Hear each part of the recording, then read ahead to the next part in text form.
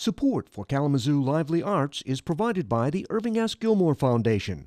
Watch Kalamazoo Lively Arts every Tuesday at 6 p.m. Shelley takes a walk around the expansive Gilmore Car Museum. The cars themselves, they all have individual histories or stories. We could go through and talk about how fast they go, but when you look at the car and you realize, probably starting in the late 20s, the styling that went into those cars were really pretty spectacular. You have artists like Raymond Dietrich, who was very involved in different art movements. His wife was involved with Kalamazoo Institute of Arts. He was a designer of cars. He actually designed a guitar for Gibson guitar that's what you think of when Kiss plays. But when you have a car that's a Dietrich design, you'll recognize it and go, oh my word, this is just the flowing lines and it's just a classic appeal. And it goes beyond that. You know, we have a car on exhibit from 1958. It's a Corvette that was given to women in the design team at General Motors called the Damsels of Design. And they were told, take this car and make it appeal to you. And so they had it painted different colors. They had different things that they did to the car that they thought would appeal to women. So a lot of art really went into designing the car.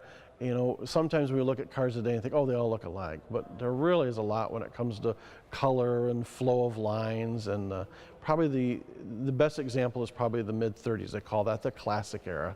And the classics, you know, whether it's Auburn or Accord or Duesenberg, those cars that some of the ultra wealthy would have owned, have some of the most stunning lines, and just the chrome and the headlights and pretty spectacular vehicles. You certainly can see the art in those. We're ready to learn about the Dietrich, Jay. Sure. This is a 1932 Lincoln KB, and it's a Dietrich bodied car, so it was custom built by Raymond Dietrich. He was actually from Kalamazoo, had a shop in Grand Rapids. What's really interesting about his designs is the flowing lines throughout the car. You see the V windshield, and you really see it here in the curve in the door. This car has a division window for the passengers, so it probably would have been chauffeur driven. The window rolls down in the back. There's even a cigarette lighter back there and a little pocket mirror. So Raymond Dietrich did some fantastic things. This really is the classic time of a design. In fact, they call them the classics from the 30s. This exhibit is our special exhibits, American Legends, Hot Rods, and Customs. And in it, we were really honored and pleased that Tom Fritz is a well-known artist, created a lot of artwork for us within the exhibit. And it's artwork that ties to the cars and the time they're in. So you'll see a piece of artwork where a car looks like it's racing, and we were able to put a car in front of it look like they're racing together. He is also created art that they've used on U.S. postage stamps. We actually have another big collection of artwork here who also did the same thing for postage stamps. Kind of neat that there's been 3 series of automotive art for postage stamps, and we have the artwork from those 2 artists that did the 3 series here at the museum. Ford Model T. I'm going to take you for a ride, Jay. Fantastic. So let's get it started, right? How do we do that? Okay, well first let's show you a little bit about how the thing operates, because it's a lot different than your normal car. First of all, where your gas pedal is at and your car today is your brake on this, and that's this pedal. So that's your brake. So push that when I want to stop. That's your stopping, that's your brake. The middle one is your reverse. Oh. Hopefully we don't have to go in reverse. Let's not touch that. And this one is going to make us move forward. Now this lever that's over here by your legs, that's your brake. That's your parking brake right now, and we're going to put it in the midway position, and that's going to be our neutral. We're going to be able to go in low speed that way. How do we start? How do we start? Well, up here is our gas, and over here is our spark advance. So what we're going to try to do is we're going to turn this on, and we're going to see if we can get this thing to start. It's a 1919 Model T, so this has electric start. That's a long time ago. Oh, come on. Phew. Okay. Okay. So it started. Yep, I'll idle this down a little bit. Idle it down.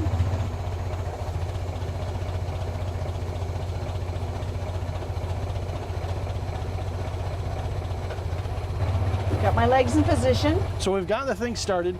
So what we're going to do is you're going to use your foot over there on that one. That's going to move us forward. But we've got to move that lever right there just to the middle section. So let's put the brake on right there. Push that all the way down. Just go to the middle, and you'll kind of feel it where it catches. It's there. Let's see it. Right there. Okay, so go ahead and take your foot off the brake, and we're going to push that pedal, the other one right there, and just move forward. Of course, watch where we're going, but just go ahead and push that down and let's see if it moves. We're moving. Ooh, here we go.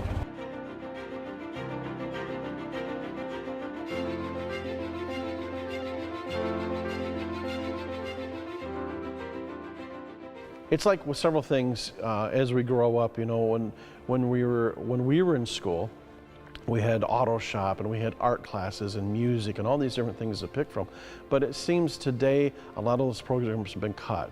And even if they've not been cut, it's kind of hard sometimes for a young person to go and see art or anything and imagine themselves as being involved with that.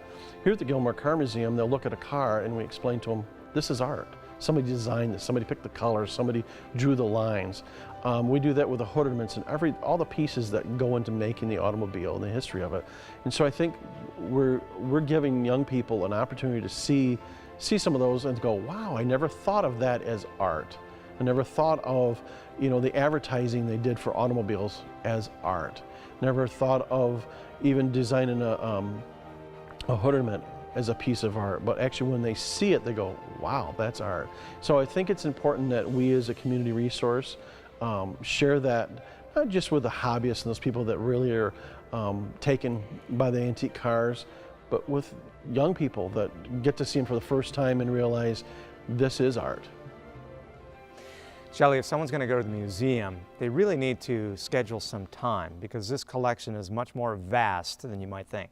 Often when you think of a museum, you think of a one building. This has at least, we'll call it 7 buildings that make up the campus. So you need to spend the day at the Gilmore Car Museum. This is a true walk through history, not only in the cars that you see, but also in the art that you see on the wall, in the diner that you visit, in the gas station that you visit. So make sure you wear good walking shoes. It really is a lot of fun, some great nostalgia, and you got the opportunity very few people get.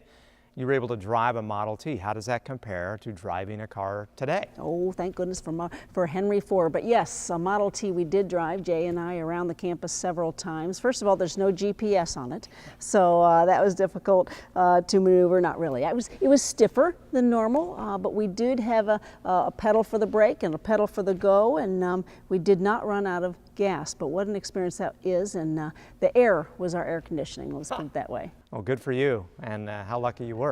Thank you, Shelley. And Watch Kalamazoo Lively Arts every Tuesday at 6 p.m.